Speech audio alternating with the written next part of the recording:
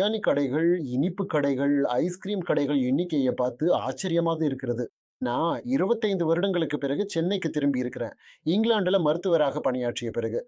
இப்போது பிரியாணி கடைகள், இனிப்பு கடைகள், ஐஸ்கிரீம் கடைகள் வெகுவாக அதிகரித்திருப்பதை பார்த்து அதிர்ச்சி அடைந்தேன். ஆனா வருத்தமான விஷயம் என்னவென்றால், பல கருத்தரிப்பு மருத்துவமனைகளும் அதிகமா இருப்பத பார்க்கிறேன். எனவே ஒரு எண்டோக்ரைனாலஜிஸ்டாகன்னா, பிரியாணி கடைகள், இனிப்பு கடைகள், ஐஸ்கிரீம் கடைகள் ஆகியவற்றுக்கும் கருத்தரிப்பு சிக்கலுக்கும் ஏதேனும் தொடர்பு இருக்கிறதா என்று ஆராய முயற்சித்தேன். இவை கருத்தரிப்பு குறைபாட்டுக்கு காரணமா? நான் டாக்டர் ராஜேஸ்வரன், ஆலோசகர் எண்டோக்ரைனாலஜிஸ்ட் மற்றும் பரியாட்ரிக் மருத்துவர்.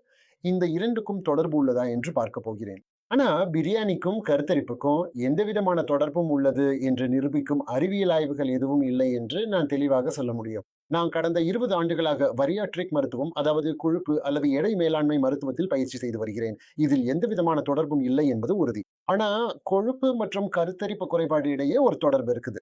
நான் பார்த்தது என்னவென்றால், மிகவும் சுறுசுறுப்பான சென்னை நகரில் இரவு 2 மணிக்கு பிரியாணி ஆர்டர் செய்யும் பொதுமக்கள், பெரும்பாலும் நைட் ஷிஃப்ட் முறையில் கடினமாக வேலை செய்பவர்கள் அல்லது ஆரோக்கியமற்ற ஒரு வாழ்க்கை முறையை கொண்டவர்களாக இருக்கிறார்கள். சிலர், குறிப்பாக எண் நோயாளிகளில் சிலர், இரவு 11 மணிக்கு தூங்கச் சென்று அலாரம் வைக்கிறார்கள். பிறகு இரவு 2 மணிக்கு எழுந்து குடும்பமாக அண்ணா நகர் ஏதோ ஒரு கடைக்கு காரில் போகிறார்கள் என்று நான் கேட்டிருக்கிறேன். சென்னை பத்தி தெரிந்தவர்களுக்கு அங்கு பிரியாணிக்காக பிரபலமான ஒரு கடை இருக்கிறது போல, அந்த குடும்பம் முழுவதும் போய் பிரியாணி சாப்பிடுகிறார்கள். இரவு 1 மணிக்கு சாப்பிடுவதற்கான தர்க்கம் எனக்கு உண்மையிலேயே புரியவில்லை.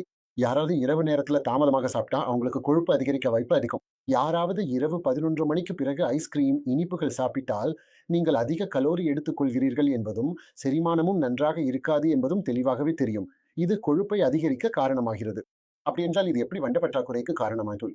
நீங்கள் கொழுப்பாக இருக்கும்போது உடலில் கொழுப்பு திசுகள் அதிகரிக்கும்.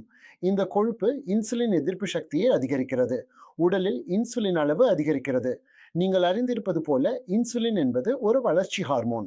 இன்சுலின் உங்கள் இரத்த சர்க்கரையை குறைப்பதற்காக மட்டுமல்ல, அது ஒரு வளர்ச்சி ஹார்மோனும் கூட. அது ஓவரியில் உள்ள சில திசுக்களின் ஸ்ட்ரோமல் டிஷ்யூஸ் வளர்ச்சியை தூண்டுகிறது. இதனால் டெஸ்டோஸ்டெரான் அதிகரிக்கிறது.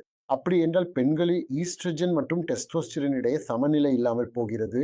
இது முறையற்ற மாதவிடாய் மற்றும் வண்ட பற்றாக்குறைக்கு வழிவகுக்கும். இப்போ இந்த தொடர்பை நீங்கள் புரிந்து கொள்கிறீர்களா? நாம் பெரிய அளவில் பிரியாணி சாப்பிடுகிறோம், நிறைய ஐஸ்கிரீம் சாப்பிடுகிறோம், கடைசியில் எடை அதிகரிக்கிறது. ஏனென்றால் இரவில் அதிக கலோரி எடுத்துக்கொள்கிறோம், தூக்கம் பாதிக்கப்படுகிறது, காலையில் தாமதமாக எழுகிறோம், ஒரு ஒழுங்கான பழக்கம் இல்லாததால் உடற்பயிற்சி போதுமான அளவு செய்ய முடியவில்லை. இதெல்லாம் சேர்ந்து காரணமாகிறது. யாரும் பிரியாணிய தனியாக சாப்பிடடாக்கார்கள். அது நிச்சயம்தான்.